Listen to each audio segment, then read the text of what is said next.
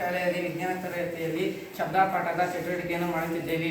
ಚಟುವಟಿಕೆ ಹೆಸರು ಟೆಲಿಫೋನ್ ಆಟಿಕೆ. ತಂಡದ ಹೆಸರು ರಾಬರ್ಟ್. ತಂಡದ ನಾಯಕ ಸುಬ್ರಹ್ಮಣ್ಯ. ತಂಡದ ಸದಸ್ಯರು ಅಶ್ವಿತ್ ಗೌಡ, ಚಂದನ್. ಸರ್. ಮೊದಲಿಗೆ ನಾವು 2 ಚಿಕ್ಕದಾದ ಪೇಪರ್ ಲೋಟಗಳನ್ನು ತೆಗೆದುಕೊಂಡು ಅವುಗಳ ತಳಭಾಗದಲ್ಲಿ ಮಧ್ಯದಲ್ಲಿ ಒಂದು ಚಿಕ್ಕದಾದ ರಂಧ್ರವನ್ನು ಮಾಡಿದೆವು. ನಷ್ಟು ಒಂದು ದಾರವನ್ನು ತೆಗೆದುಕೊಂಡು ಆ 2 ಲೋಟಗಳ ರಂಧ್ರಗಳಲ್ಲಿ ಹಾಕಿ ಅದರ ತುದಿ ದಾರವನ್ನು ಗಂಟು ಹಾಕಿದೆವು. ನಂತರ ಟೆಲಿಫೋನ್ ಆಟಿಕೆಯನ್ನು ಶುರು ಮಾಡುತ್ತಿದ್ದೆವು.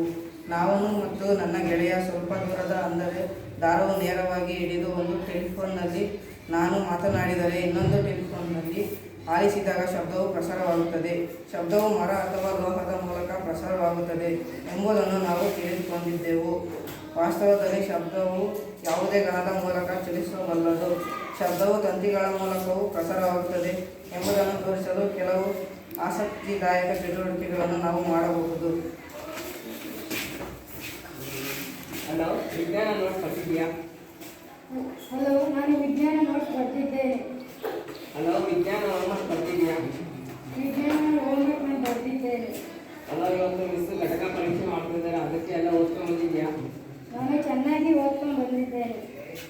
ಈ ಚಟುವಟಿಕೆಯಿಂದ ನಮಗೆ ಶಬ್ದ ದ್ರವಗಳಲ್ಲಿ ಮತ್ತು ಘನ ವಸ್ತುಗಳಲ್ಲಿ ಪ್ರಸಾರವಾಗುತ್ತದೆ ಎಂದು ತಿಳಿದುಕೊಳ್ಳಬಹುದು. ಧನ್ಯವಾದಗಳು.